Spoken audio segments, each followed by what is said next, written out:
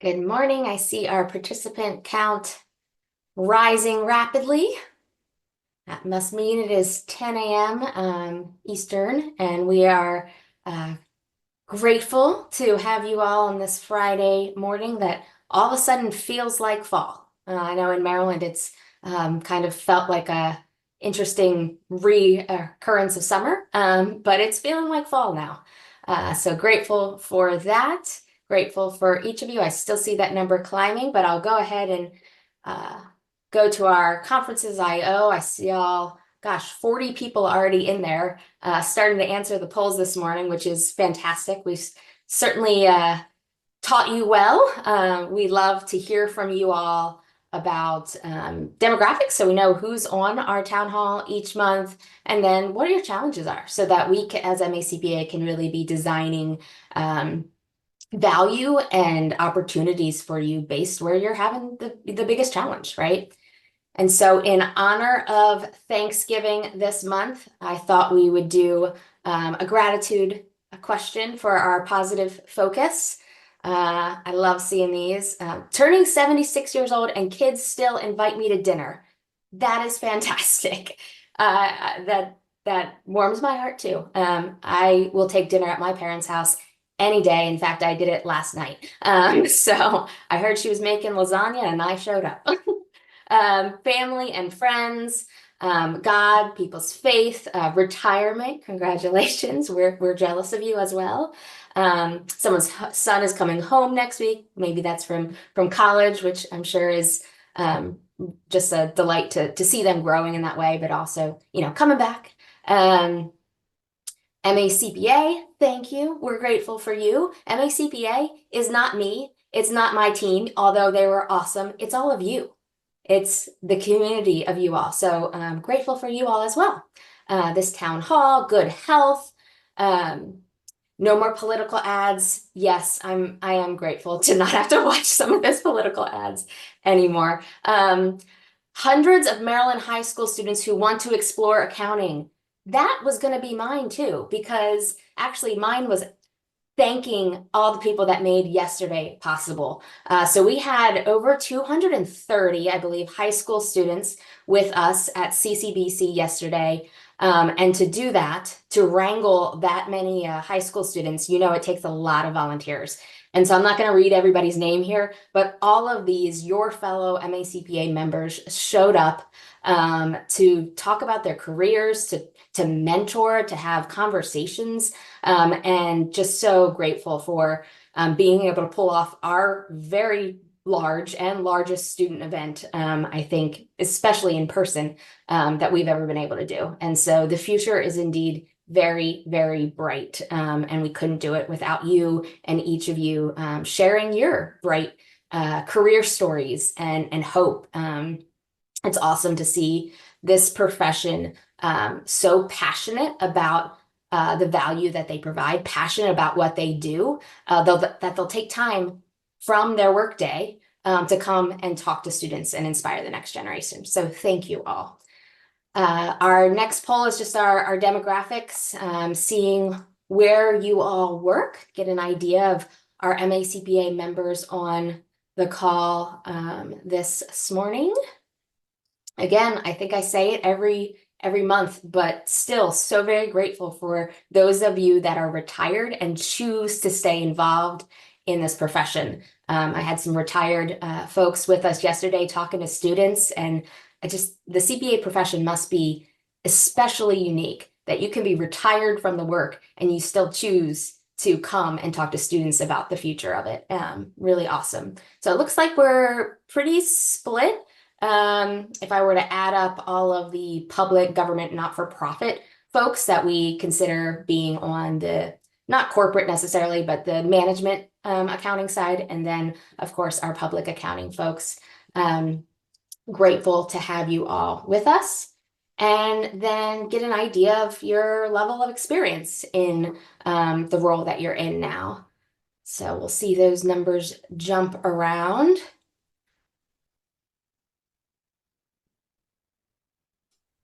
As usual, we have a big portion of our members in that more experienced leadership roles from senior management up to C-suite.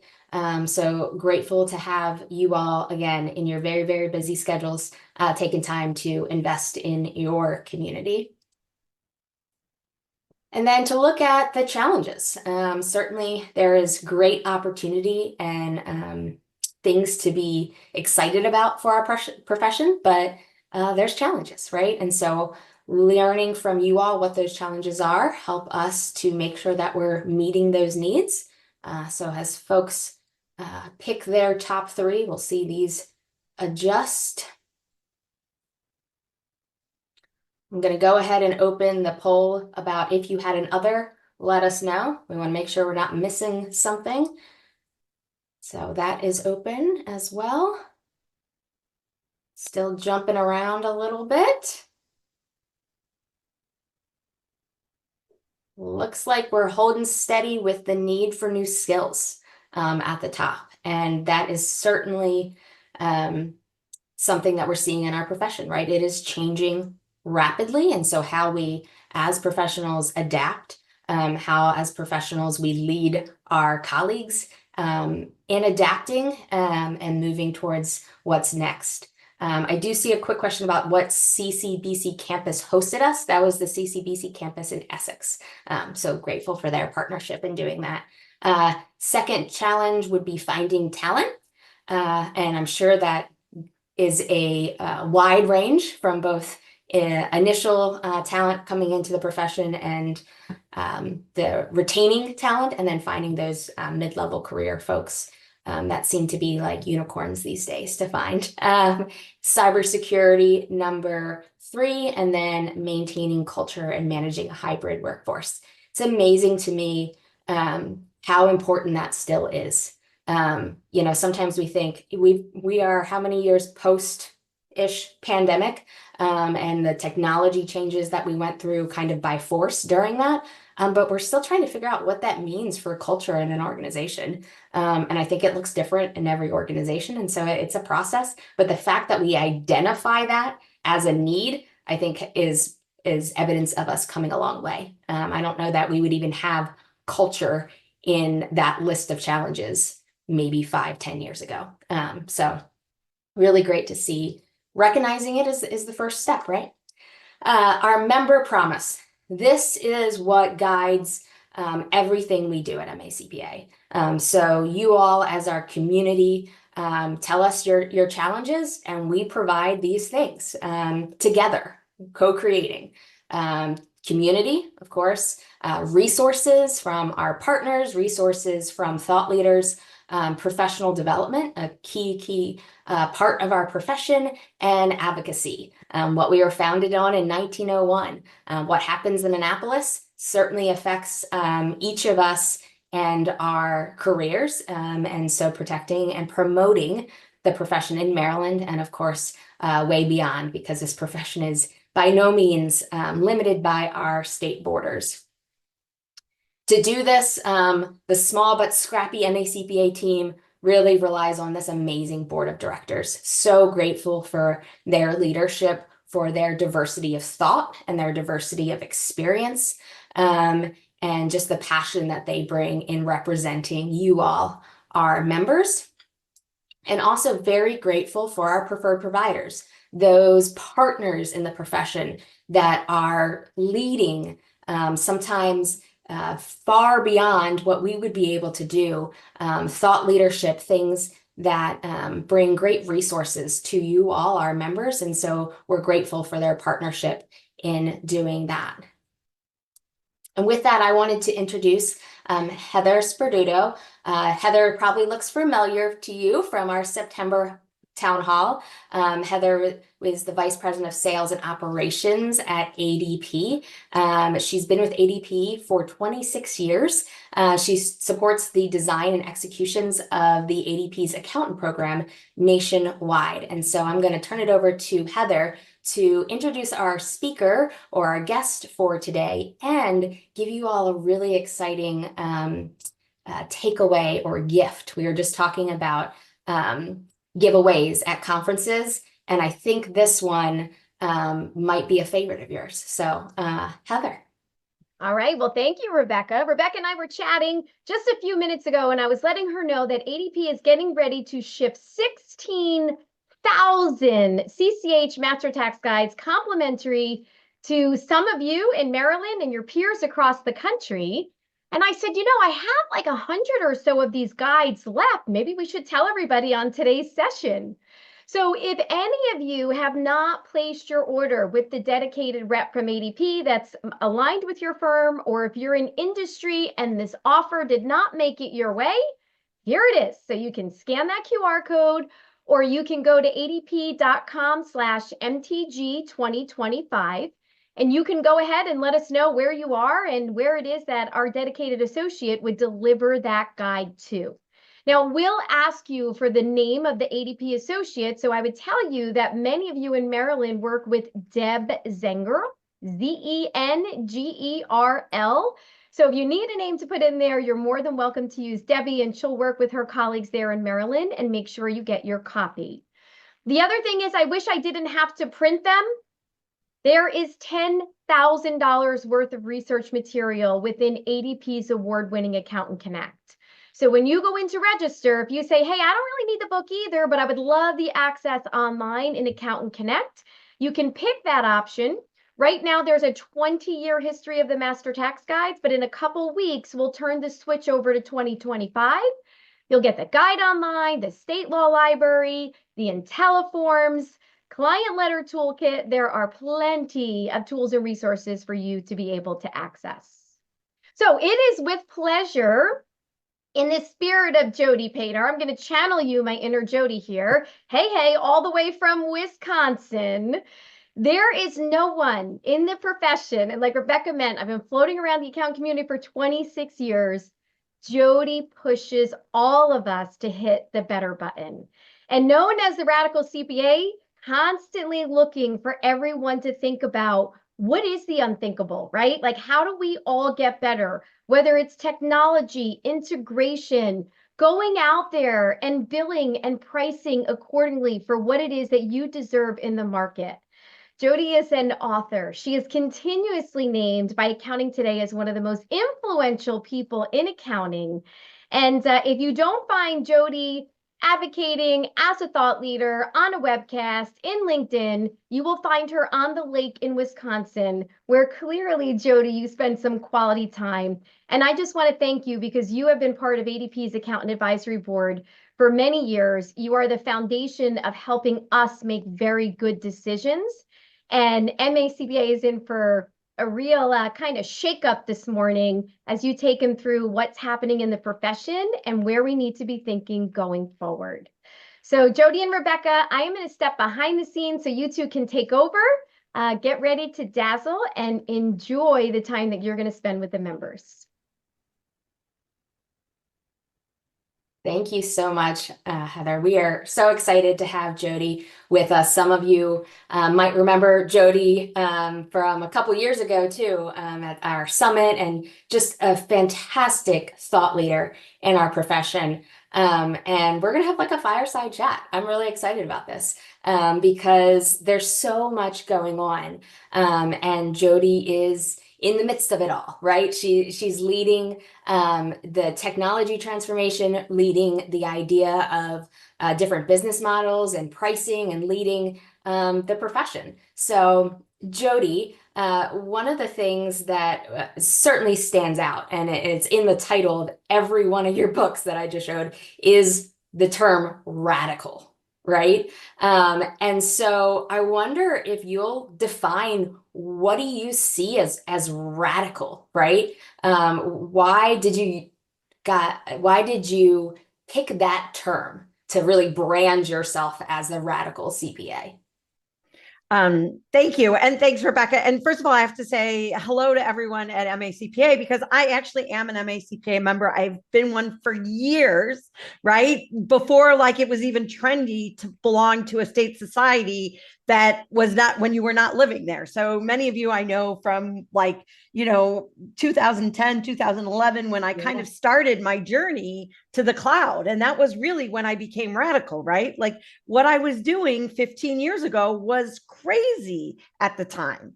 And that's when like Tom Hood said, hey, this is a movement, right? Like this is going to Absolutely. change. This is what the future of the profession is going to look like in 2020. And it was years ago, right? And so that's to me what radical is. But radical back then is every day today, right? Right. But it just means that today it means I'm pushing forward. It's like, what's next? Where is AI going to take us? What is innovation? What is business model changes? Where are pricing? All of the things that I've been talking about for years now are just going up a notch and just going next level. And to me, that's what radical means. And what's cool about it is radical is evergreen and changing, and you can always be radical. It's just kind of what's next in the radical world that we live in. Absolutely. Yeah. And Jody, I wonder how we have, you saw the demographics of our membership on this town hall, and of course you've been a member, so you know some of our members as well. How would you describe how we as CPAs can embrace the radical? What does that look like? Because it is always changing. What's that mindset? What's that daily practice in embracing that transformational radical mindset? So I think it means by starting at the looking at the world outside, right? So like too often as CPAs, we focus on ourselves, we focus on our firm, and not on like kind of the broader, Right. the broader world. So you've got to kind of get that outside lens, right? So you're looking at what the world is happening, how the world is changing around us, right? And then I think it's about having a growth mindset and thinking about how I'm going to evolve with it, as opposed to kind of getting like kind of, I don't want to say stuck in our ways, but feeling comfortable. Like kind of you got to get used to, it's okay to learn new things. It's okay to explore. It's okay to be creative. And then it's okay to kind of figure it out as you go along, right? Because I think too often, like, we're trained in this, like this is how we did it last year. And we got to kind of get that out of the back of our minds and say, look, we don't know what we don't know yet. And we're going to have to just kind of figure it out. And we're going to have to walk along the path to figure it out. And guess what? The guy sitting next to you, he doesn't know either. And the guy sitting next to you, she doesn't know, right? So like, if you kind of take that mindset that we're all figuring it out together, it doesn't seem so intimidating that like, oh, well, they know what they're doing and I don't. Nobody knows what they're doing because nobody's experienced this world that's come or the world that's coming. And, I go back to, I graduated from school in 1994. So that dates me, right? But that was right when the internet was coming out, right immediately, right? Like it was just starting to become like AOL was like, I think 97, whatever. Anyways, like I grew up in a firm that didn't have internet, like my first couple jobs. And I remember people like ban the internet from the firm, right? It's like kind of the way people are thinking about like kind of AI, or they banned mobile phones. I don't know if you remember that, right? Like, oh, you could, like you couldn't be on your phone at work, right? And we've seen how it's all evolved, right? Mm-hmm. And we all adapted, we all figured it out. It's happening faster. But it's definitely like we're all capable of doing it. And we just have to have that mindset that we're going to figure it out and we're going to evolve with it. And we just have to like have that open mind to kind of move forward and keep going. Absolutely. The high school students yesterday that we were with, we had 2 sessions for them because they were broken up anyway. But each student got to hear about AI and accounting. And so I asked them, I was like, do you think, or have you heard that accounting is going to go away because of AI? And several of them raised their hand. And so we got to tell them, like, it's a tool. Absolutely. Are things going to change? And is it going to look different? Is the how of what we do going to change? But really exciting part, or a really exciting time in the profession to embrace that. So your newest book, Jody, is on radical pricing. And so we think of radical and we think of maybe some like crazy business model changes or crazy technology like AI, but what is radical pricing? So radical pricing is really, it's about pricing based on outcomes. So if you think about value pricing or fixed pricing or subscription pricing, part of it is like a mix of it all. But the reality is, as I was changing my firm years ago, I didn't realize how much of an impact pricing had to my firm, and what many firms had a harder time changing because they didn't change their pricing model. So what radical pricing really is about, it's about kind of the business model shift, but it also tells you that in order to get your pricing right, you kind of have to get the back of your house right as well, right? So you Yeah. kind of have to get standardization. You kind of have to productize your services. You kind of have to do all these other things. So it's really a whole business model shift. And it was funny, it Right. wasn't until I sold my firm that I was able to look back and say, aha, that's why, right? Like it was like kind of those aha moments. And now as AI and automation, I would say even automation more so than AI, they both go together. Right. It just means that we really have to think about how we're going to price our services, because I always used to say, how do you build 2 minutes? Well, how do you build 2 seconds? How do you build a nanosecond? Guess what? You're not going to build that. You're going to build whatever it is you're selling. You're going to price your outcome. You're going to price what your deliverable is. You're going to price your advisory services on top of that deliverable, because that's where the value is. Right. It's not in the, the how to get it there. It's in the value that your customer perceives as you've delivered those services. And so I think for those of us who haven't embraced the pricing movement, now's the time to get on board, because it's the world we're living in. I heard a story, and I was kind of a little bit, I don't want to say freaked out about it, but they said that they were doing a bill and they were still billing by the hour. And then they put a line item, AI, and then they put a fee for the AI. And I was like, what do you mean you're putting an AI fee? No, stop. Even if you're going to put some sort of fee on it, don't put AI fee, right? Like, this is not what you want to do. So you don't need your customer to see how the sausage is made. Like, Right. right? Like, yeah. So I think it's just, it's the world we live in today. Again, we're living in a new world, and how do we adjust to it? And there's lots of good stuff in my books, but it's like kind of the evolution of all the things that I've been talking about. And now again, the world has changed again post-pandemic, even though the pandemic seems like a while ago. It's just, we live in this new world, and how are we as CPAs going to adapt to it? And hopefully, I've been talking about getting radical for so many years. It's just incremental to you guys, that it's just like one more small step. It's not this huge, redo.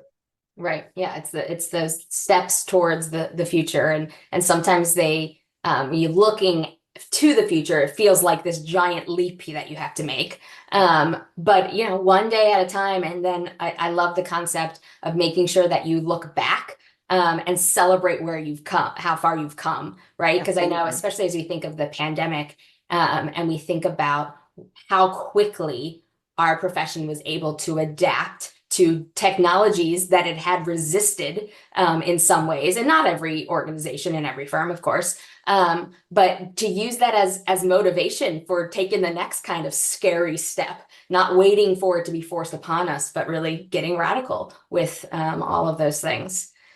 Awesome. So we touched on a little bit of AI and some of the technology part of radical. And so I'm curious, what digital tools are you seeing that you're most excited about? Technologies, things like that, in terms of both our public accounting folks, our private accounting folks, just accounting in general. What are you most excited about? So I think it comes to the fact of like data, right? Like, so we have to think in terms of data now, not necessarily just numbers. And I think that's kind of a mindset shift that we have to kind of start to understand and wrap our minds around, right? So what AI really does is it takes unstructured data and it turns it structured. And what that means is if you have like an invoice, every thing on that invoice, every field on that invoice now can actually be read. And before, it might have lived in an unstructured world where it was just kind of a picture of an invoice, right? But now every piece of data on that invoice is now becoming structured data, because they can AI, PDF, whatever, into the computer, right? Right. And now you have access to all that data in a place, right? And that's what AI does. It takes unstructured data and it turns it into structured. So now if you think of like a big lake of all these pieces of data, Now you can go in and pull what you want, right? Mhm. And so that's the bigger picture we got to get our minds wrapped around in, is that we're going to have access to so much more data than we have in the past. And now that we have all that data, what do we want to do with it? Right. And how can we combine it to take financials beyond financials, right? So how do we intersect the financials with the sales numbers? How do we intersect the financials with the marketing? How do we intersect all of that data and actually make better business decisions and look forward as well as backwards? I mean, like, you still have to do regular financials and close and stuff like that, right? Right. Right. But that's the exciting part about Mhm. like what AI does from a data perspective.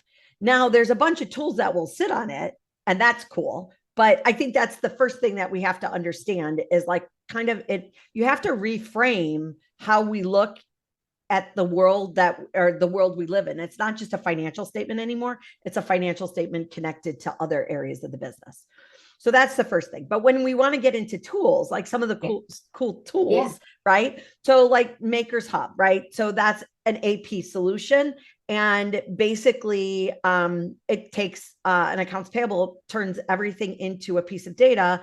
And you can now have a 57-page AP automated in, I don't know, it's like 10 seconds. You upload it and it's done. And it's complete. And it's not it's not like an OCR. It's like Right. OCR on steroids, right? And so now think of like, if you're working in AP, how much more you can do because of it. And then like the next piece of it is let's say that AP person leaves or retires and you don't have someone to take their place because it's hard to find talent these days, right? Right. You've trained your system how to read the data, and the next person who comes in, you don't lose that knowledge transfer of the AP person who's been there for 10 years, because they've trained the system with the new AI and the new tool, that now when the new person starts, you don't have to worry about that, like, I don't know, the 2% discount or whatever, all those, all those details that AP person knows that nobody else knows. And you're like, how does she know that? And like, she knows Just it off the top internet, of her head, right? But now you've trained the software to do that. And now the new person who's going to come in has like, they're at a higher level because the system knows all that detail. So to me, that's the exciting thing. And when we say train the system, it's not just like, people, I think, get a little bit nervous about what does it mean to train the system? Like, what am I doing training the data? You're just clicking somewhere. It's not that big of a deal. You're just using the program. People make these big words and, oh, you have to train the data. No, you're just going to click here and like select something as you're doing your job, right? You're It's not like doing code. Yeah. Right. It's not this big complex stuff. So that's like a AP solution. When you look at online banking, and fintech coming into the world, that's exciting. All the, like, in the old days, we used to think about, our relationship with a banker, right? CPA firms always had a relationship with a banker. Yes, you're still going to need that relationship with your local banker because you're going to have loans and covenants and all that stuff. But wouldn't it be nice to have an online bank where you can do expenses and initiate credit cards and do all kinds of, and that's the world of fintech, right? All of that stuff online, right? So fintech is moving into our world. So that's exciting. When you're talking tax, there's programs like TruePrep AI, where it's kind of like on the front end of, again, a lot of this OCR on steroids, right? Where it's using AI to read documents to kind of help prepare things. And then also, there's like ChatGPT built in, right? Like, so there's language models built right into it. So it's able to, instead of in a regular tax world where you might get a diagnostic, if you think old school tax software, right? There's a diagnostics that says, hey, look at this, right? Now, what if it popped up something that said, hey, how could you help your client based on these sets of facts and circumstances, right? So it's putting advisory right in your prep process, right? So like, how cool is that? Instead of just being told not to do something, it's giving you, and it's based on the data of that particular tax return. And then you can ask it more questions about it, right? So it's like, it starts with, I'll say, a somewhat generic answer, but then you ask it more questions and you can kind of give it more kind of depth to that advisory services that you would do. So instead of giving it to another accountant or like you doing that work yourself to get to that next level, the tools are starting to do it for you. So that's pretty cool. And then, there's a platform out there called Tax Global, which is like the Uber for accountants, right? So let's say you don't want to own your own firm anymore, or you want to own your own firm, but you don't want to go market. You just want to like log in during tax season and do like a handful of returns at night. And like, that's all you want to do for your retired folks out there. There's a bunch of retired people in the audience. Yeah. You can log on to Tax Global and sign up as essentially like a tax driver. I'll say it like an Uber driver, right? Like, and and they'll route you returns, and then you take care of that client. You use their software. You still have to have tax software, but you use their CRM, their payment system, the whole thing, just like an Uber app would do, right? Yeah. And you do the work, you talk to the client, and then you're done, and you don't have to manage a practice. You just basically log on and do work. So like, when you see all of that, like, what's not to be excited, Rebecca? Yeah, like that's amazing, because what it's doing is really allowing people to focus on where they have skill and strengths. So that's amazing that's an option. And it's interesting. So we had 2 questions come in.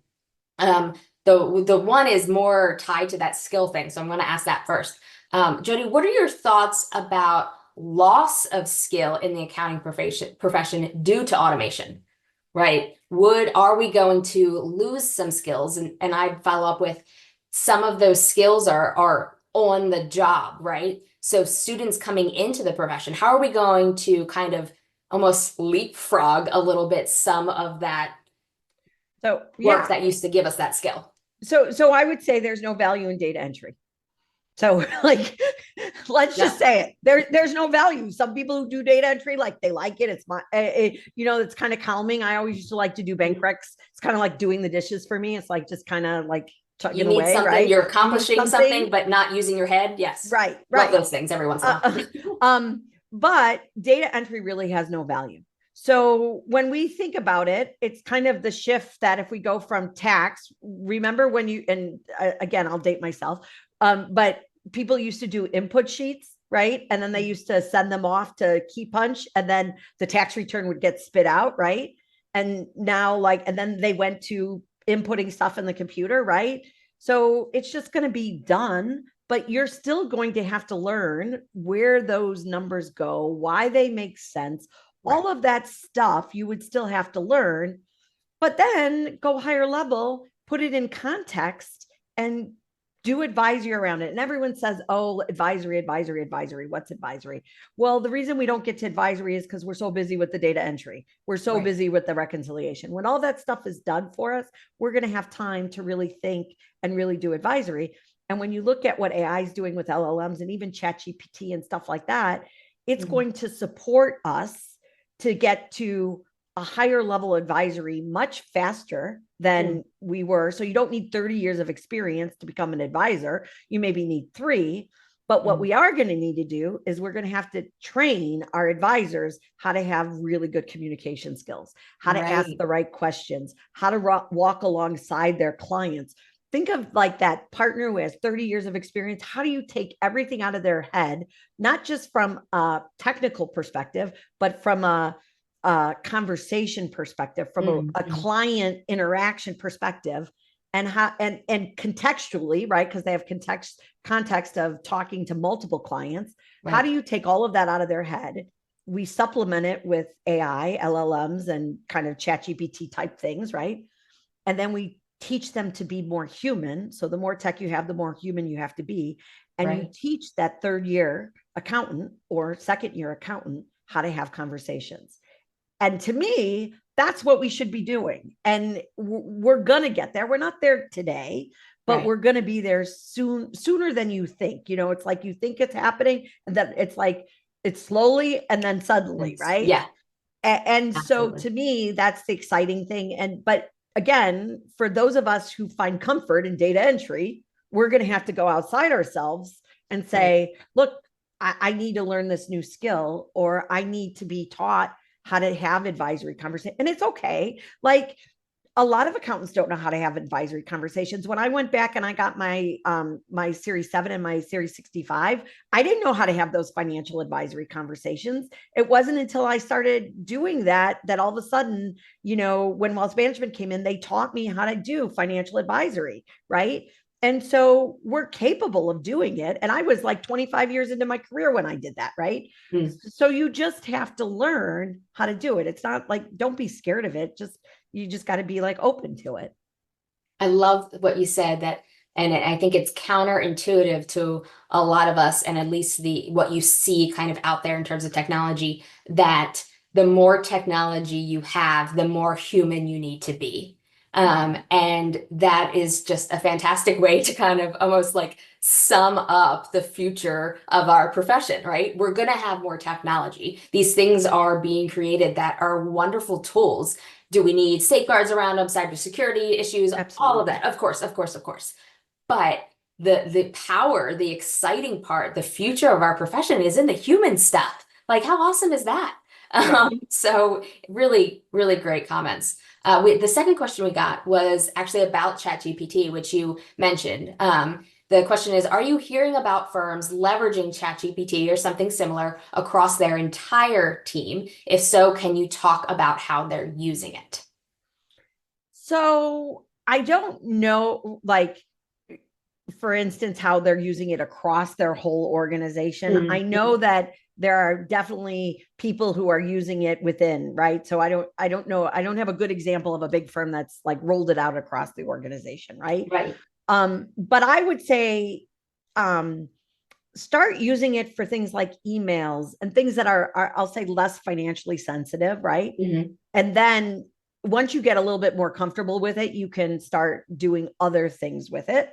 But I think there's a lot of AI in tools that like are out there today that you may not realize that are already specific to the work that we do. So if you Right. look at like Blue Jay, right? Like that's a Mhm. tax research. And Right. that's basically ChatGPT behind. I mean, I don't know. I'm sure they're their own models or whatever. But I mean, it's essentially Yeah. it does a very similar thing where you ask it a question and it comes back with all those and you're learning to teach it with prompts. So a Right. prompt is just what you ask ChatGPT. It's like how you ask it to do something, right? Right. Yeah. So I would say, and then look at the other tools beyond ChatGPT, right? Like, so like in like Google, you can pay $20 to have like the AI enhanced Google stuff, right? Like in Office, there's Copilot, right? Where like the AI comes right into Excel, right? So like all of those, there's AI in all of our everyday tools. I think a lot of people just don't realize that they're there. And my thing is maybe it's there, but you're afraid, right? Like I always think, oh, what if I touch the button, right? And I think we have to get it into the curiosity piece of it and just start playing with it. So like I was in Notion, which is it's just an app and they have AI in it. It's kind of like a database. And I found out that I could make a flow chart in it. And I kept saying, it was so funny because I kept saying, well, I wanted to do this with a box here and whatever. And it was like, it wasn't giving me back what I wanted, right? It was kind of honking at me. It was not being friendly to me. My AI was annoyed with it. And then I just said, you know what? I want the box to show the relationship of this, and this, and this. And it came up with the most beautiful design. So it was like better than I could have thought. And so I think, again, those are like the unlearning of the bicycle that we have to remember is like when you start to use tools like this, it's not like you tell it what to do. You have to tell it what you want and let it think of how it's going to put it together.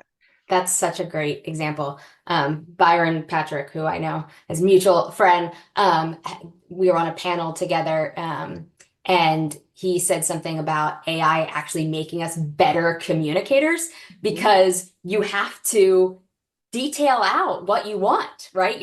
We're not just telling people what to do or telling it exactly, the how. We're telling it the outcome that we want and giving it the right context that it needs to help us. And so I just thought that was fascinating because you think of technology and I think the default is it's going to make us less human, worse communicators. But really we're seeing the opposite is true. And I'd be remiss if I didn't mention, and I'm going to put it in the chat for everyone. We launched an AI learning pilot program several weeks ago. The pilot is finished. It had amazing results. And we're going to be talking about it some in our CPA Summit next month.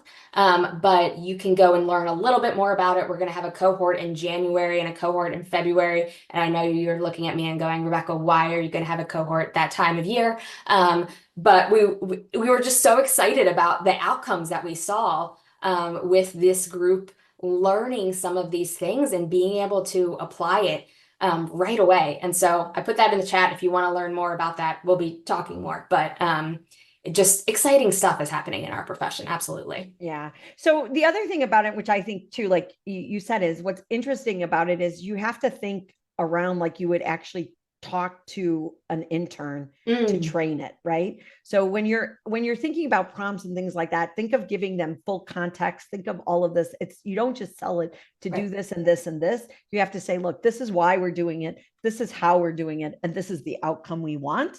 And if you can do that, then it like gives you a much better response than saying, I want the square to be here. Yeah, absolutely. Let's see. I just got another question. And actually, it's kind of related to a question I was going to ask, so I'll ask this. When the new hire replaces the person who instructed the AI, so when the new person, what happens when the AI malfunctions? How does the new hire know what is correct versus incorrect? Because, you know, you have that that critical thinking skill that maybe isn't as developed yet. Right. So I think it's about if 90% of it is correct and 10% and I'll just say 10% now you have to critically think through, that person is going to learn a lot faster. So I would argue that the person who steps into the role is going to elevate themselves faster because they're not doing 90% of the grunt work that they used to do. So hopefully, and I say hopefully, you know, depends on that employee, right? Exactly. That's right. But that person should get up to speed that much faster and be able to think through what's right or wrong that much faster because they didn't spend their first 2 years learning the stuff that's not really relevant anyways. Right. And so much quicker can they be part of conversations with clients. I think of how many years did you spend, you know, just doing the work and not seeing the result or the impact of the work because somebody had to be behind the scenes doing it. You didn't have those. And so connecting the new hire with the impact of the work, I think will have that critical thinking skill. And the other thing I would say is this means that the partners who are out there need to up their game and they need to spend a lot of time with the next gen really giving them contextual information. And because if you're not so busy doing the work, part of your new job should be kind of that knowledge transfer and that experience transfer of helping the next gen get up to speed faster. And for so long, you know, we've been so busy, we don't get to do it as much as we'd like. That should be part of it. Look, you're automating away a lot of this work. So take that extra time and spend it with your team who needs a little bit of hand holding or a little bit extra time so that they get that contextual information. They don't have to wait 30 years to get it. You know, they get it much faster. Right. And I'm just thinking how that then combines with or has the reason for that radical pricing or value pricing model. Because the thing is, oh, I didn't automate this, so now I can go get 20,000 more clients. I automated this so that I can provide more value, and I need to spend that time with my team to have a future of this firm, right? Absolutely. So how this whole thing plays together in real business transformation, like the model is just going to look different. And that's really exciting. It's scary. Tom Hood used to say he was scare-sighted. A lot of times, I think every day when I look at things going on in the profession, whether it's technology or the talent pipeline or what's happening in Annapolis that I might have to go testify on in a couple months, sales tax and services, lots of crazy things going on. Scare-sighted, I think, is the best word for it, right? So we started to talk about talent development and retention, like some of the complexities of that. But since you're a thought leader and traveling all over, and you're seeing some of the leadership of this profession, what are you hearing? What are you seeing? And we've talked mostly about firms, but also in corporate, those human capital challenges. What advice do you have for the next generation? How are we going to, recruit them and then retain them, right? How does that work? What are you seeing as kind of those best practices? So I think it's about culture, right? I Mhm. know that at the very beginning there was a question on culture. It's about getting used to, we're living in a hybrid environment. Like Mhm. we are not going back to all in office all the time. That is not ever coming back.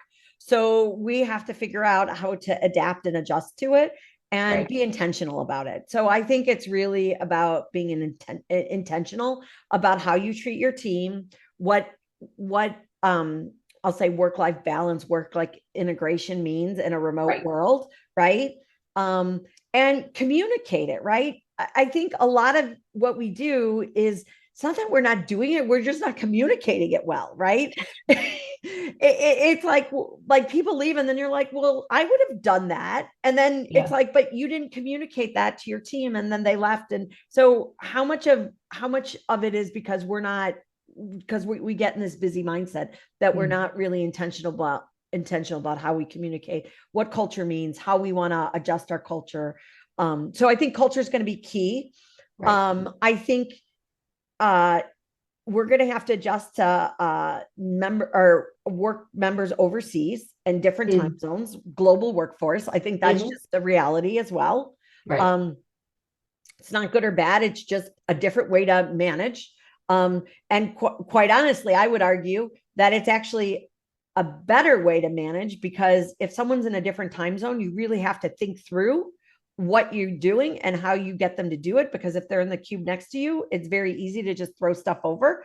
But Right. if you're someone's in another country or another time zone, even if they're in California and they work for you, right? Like you have to get a lot more intentional about how you explain work so that it can be done the way you want it, right? Mhm. So again, like I guess that kind of goes back to culture as well. And Right. then Yeah. How we communicate. It's the human part. the human part, right? We're Right. getting We more get to be human more again. human. And then I think it's just, if we automate things we can automate, then hopefully like a lot of this talent shortage won't be as bad as we think, because a lot of the automation will work, right? Like Right. that's what I keep hoping, or not hoping, but like keep the faith that that's what's going to happen, is Yeah. like as we automate so much stuff, because we don't know what we don't know yet, right? And if we can embrace it, then it won't be as drastic as right now we perceive it to be. Absolutely. Yeah. It's all about embracing that. And I think Right. we, as a profession, maybe at one point, veered too hard into technology. And then we realized that all of our people, we didn't know them, we didn't have relationships, we weren't mentoring them. And now all of a sudden we need to have them in roles that they're not prepared for. So Right. maybe we'll overcorrect this way, and then we'll need to make sure it's like that and world that we need to balance. You mentioned offshoring and the global workforce, and somebody just asked a question specifically about that.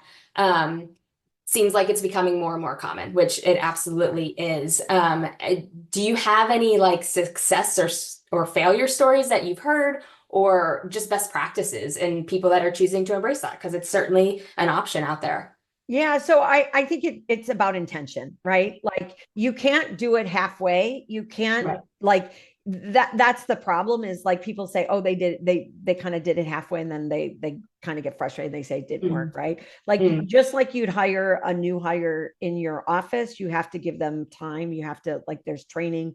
Mhm. You really have to do that. And you have to get buy-in on your team to know that, like, this is part of your team. This is not just someone over there. It's not like you're throwing stuff over the fence. Right. They Yeah. are an active team member. They just sit there instead of in Maryland. That's all. Yeah. Yeah. And so I think it's cultural, and it's training, and it's being intentional. And if you can do that, you'll be successful. And then it's up to you as to what model you want, because there's definitely different kinds of outsourcing models where like Right. they're part of your team, or you're where it's more work, or maybe you want them in South America instead of in the Philippines, right? Like there's all Time these zones. different Yep. choices. But I think the first thing is say, yes, we've decided we're going to do it. We're going to be intentional about it, and we're going to give it the time and effort Mhm. to get it to work right. Right. Like any And if it- major initiative that you would do Right. with a company. Yeah, any new strategy we put in place. Right. And I know that there's firms that are saying we're intentionally choosing not to do that. And here's And how that's we're okay. really buckling down to invest in the US workforce. So there's no like right or wrong answer. It's a business strategy. Where do you have the culture and the technology and things to support what you're trying to do, right? And can you find the people? I mean, ultimately, that's ultimately it. Can you Yeah. hire? Because that's why people have gone offshore for so Right. it's just they can't find anyone. So at a certain point, what are you going to do?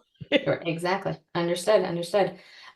There was a question about just the risk or the perception that maybe as we move towards automation, is it going to be harder to attract people to the profession because they might fear that their role is going to be obsolete? And I started to tell the story a little bit of yesterday with I had a student that said like I think accounting is going to be obsolete. And so I was like, tell me why you think that. Let's talk through this because several years ago, and 40 years ago, maybe they were talking about Excel making Right. accounting obsolete. And so, Jody, what would you say to someone that's a little concerned about entering the profession because they hear this word automation a lot? So I would talk about all the other good things about the profession and the relationships. Whenever you talk to a CPA, nobody says, some people do say, I love doing bank recs, but most people say, I love helping my clients. That's Right. the number one answer, that I love helping my clients, whether they be internal clients or external clients. If you're in industry, right? I love making decisions. I love helping make better business decisions, right? Right. That's what we got to sell. We can't sell bank Absolutely. reconciliations No. because they're going away. So if you want to get geeky about data, I think you sell data. And then I like the opportunities of data, right? Which think about like if you had a blank slate with all this data, what could you do with it? Like that's the dorky part. Yeah. And then the fun stuff is how do you help your client? How do you help, whether they be internal or external? And how do you make a difference in their lives? And that's what we should be connecting to, not the bank reconciliation. Couldn't have said it better. That's the whole why behind our why purpose initiative is to tell those stories, because it's true. When I talk to professionals and CPAs across Maryland, across the country, and you ask them why they do what they do and what they love about it, it never has to do with how something gets done. It's always the broader impact that they're able to have because of the skills, because of the resources and the knowledge that they have. So if a student made that statement, then they really don't grasp the whole role of accounting in the business world. I would agree with you. Now, of course, this was a high school student, so they have some time to learn, but they had opted to come to this. So I'm confident that they heard something that changed their mind yesterday. But yes, absolutely. They did not comprehend that. So we just have a few more minutes, Jody. And so I wanted to just wrap up by saying, well, thank you for taking the time to join us today. And thank you for being a thought leader in our profession. For, not all of us want to be on stages. And you take that opportunity to give back to the profession by telling your story, by pushing us forward and making us kind of think bigger. So thank you. As I think of the members that we have, whether that's in public accounting, tax, audit, consulting, advisory, CAS work, whatever you want to call it, private accounting, finance, government, nonprofit, all of that. What last piece of advice would you give to our members? What's the thing that if you got to talk with them one-on-one, you would want to make sure that they walk away with? So I would say, think about it like we're in a renaissance, and what are we going to build for the future? So if the slate were blank, what can we imagine? What can we build for the future? And that's the cool stuff. Oh, yeah. That's amazing. What do we want in the future? Yeah, we get the chance to build it together in community, help one another. And that's what MACPA is all about. And that's what the exciting thing about our profession too. Thank you so much, Jody. It was wonderful to see you, even virtually. Yes. And we will see our members next month at our CPA summit. We won't have a town hall because we're having the CPA summit. So you're not going to get just 1 hour free CPE. You're going to get, I think, 8. So don't complain about the no town hall because we got a great CPA summit coming up. And then January, we have our CPA day in Annapolis. I saw a couple people request a legislative update as part of our town halls. We are absolutely going to do that. In fact, we're also going to have someone come later in the year, talk about some tax things based on the election. So that is to come as well. Sign up for CPA Day. We're going to need you this year. There's some licensure things that we're doing, so make sure that you're aware of those. And certainly sales tax and services is something that we're anticipating. I don't know if you saw some of the budget conversation that was happening in Annapolis just this week. It might be a rough legislative season, so I might be calling on a lot of you. But looking forward to seeing you all next. And again, thank you, Jody. Have a wonderful rest of your day and great weekend. Great. Thank you, guys. Bye-bye.